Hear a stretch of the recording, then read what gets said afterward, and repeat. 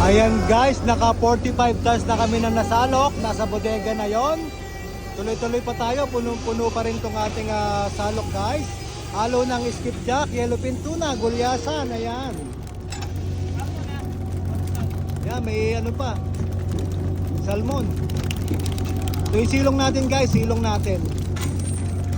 Inarihan to ng madaling araw kanina, oh. Madami pang buhay-buhay, kumakawag-kawag pa.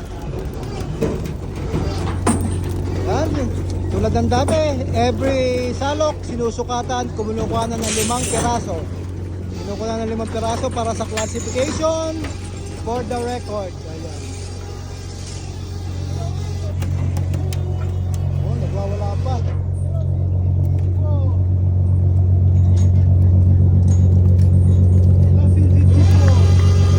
May record talaga ang ating fisheries observer sa lahat ng salok na sinasalok dito bago may lagay sa ating bodega guys. Ayan. Yan yung kanyang report, monitoring ng mga inuhuli dito at siya yung representative ng Papua New Guinea. Ayan guys.